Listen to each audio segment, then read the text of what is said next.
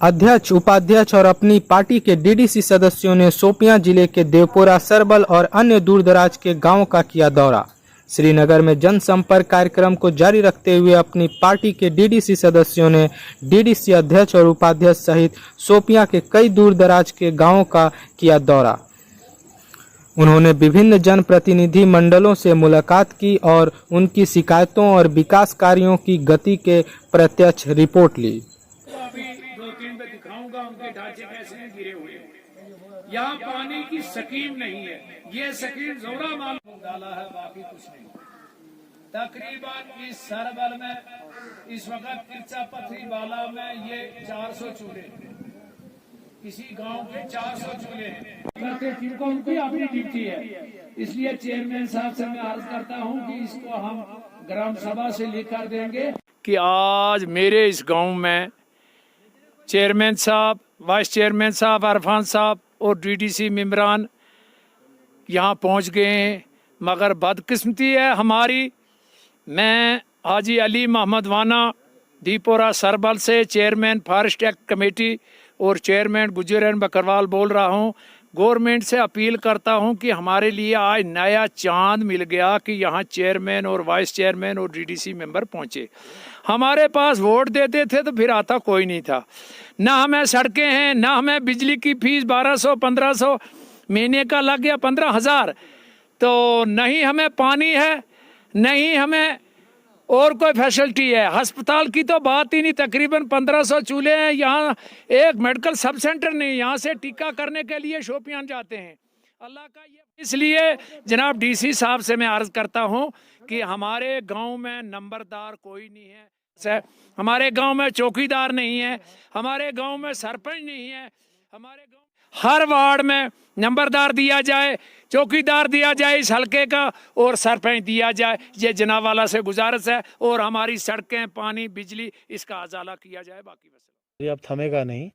बस ये है कि आज बहुत टाइम से, बहुत ही वक्त से, जब से हमने इलेक्शन जीता है उसके बाद से ही दीवपुरा इलाके से या जो भी हमारा बाकी के इलाके हैं नज़दीकी के, वहाँ से, सरबल से, बाकी जगहों से भी बहुत जगह से कॉल्स आ रहे थे कि आप यहाँ कब आएंगे, कब दौरा करेंगे, क्योंकि लोगों के मसाइल बहुत हैं।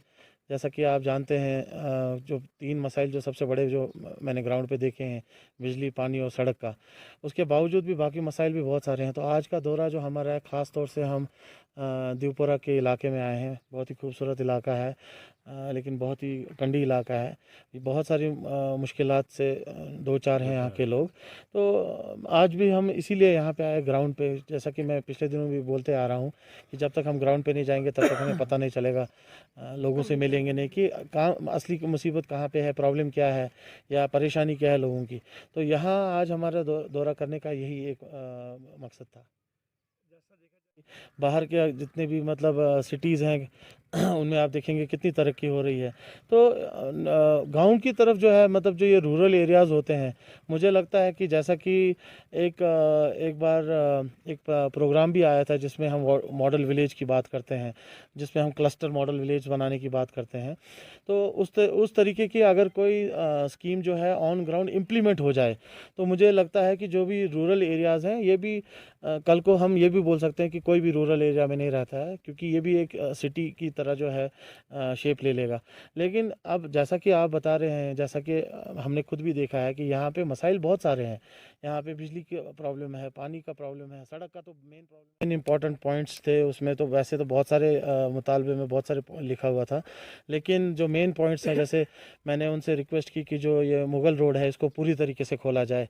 ये जो इस वक्त जो हाफ हार्टेड एफर्ट लिया गया है उसको नहीं, उसको छोड़ के एक पूरा उसको खोला जाए, ताकि जो आवाम है उनकी जो मसाइल हैं वो ख़त्म हो जाएं। जो रजौरी, पुंछ के लोग हैं, जो शोपियान के लोग हैं, वो वहाँ से आना जाना उनका जो है ईज़ी हो जाए। और दूसरी चीज़ जो है कि आपने जो बोला दबजन जो है, छाछ मर से दबजन की जो रोड जाती है, उसके बारे में भी मैंने डिटेल बात की है। उसमें जो ऑलरेडी अप्रूव्ड है, तो उसमें भी इंशाल्लाह हम लोग मैंने एलजी साहब से तो रिक्वेस्ट की है ऑलरेडी, और अपना जो डिमांड्स हैं, जो मेमो ऑफ डिमांड्स है, वो भी पेश किया है। तो आने वाले दिनों में उसमें मैं और भी काम करूँगा, ज़रूर आने वाले दिनों में उसमें तो काम करना ही है। तो मुझे उम्मीद है कि उसमें भी हम कामयाब हो जाएंगे। बाकी रही इस गाँव की बात, मैं एक बात और बोलना चाहता हूँ जो मेरे जहन से निकल ना जाए, वो ये है कि यहाँ के लोगों से बात करने के बाद मुझे ये पता चला है कि यहाँ पे नंबरदार नहीं है, यहाँ पे चौकीदार नहीं है, यहाँ पे सरपंच नहीं है। तो वो सील कौन यूज़ कर रहा है, कौन इस्तेमाल कर रहा है, इसका कोई अता पता नहीं है। तो लोगों का यही कहना है कि मतलब वो उनने हमारे सामने एक मुतालबा रखा है कि इसकी जांच की जाए, इसकी इंक्वायरी की जाए कि बाज़ाब्ता कि ये सरपंच जो अगर कोई सील इस्तेमाल कर रहा है तो कौन कर रहा है, क्या वो सही तरीके से हो रही है। अगर यहाँ पे चौकीदार की सील इस्तेमाल हो रही है तो कौन कर रहा है, जब चौकीदार नहीं है तो कौन कर रहा है, जब नंबरदार नहीं है तो कौन कर रहा है। तो ये एक बहुत बड़ा सवाल है। इंशाल्लाह आने वाले दिनों में मैं इसमें एक इंटरनल इंक्वायरी भी कराऊंगा, और बहुत जल्द मैं डीसी साहब से बात करके जो है लोगों को इसकी एक राहत दूंगा इंशाल्लाह।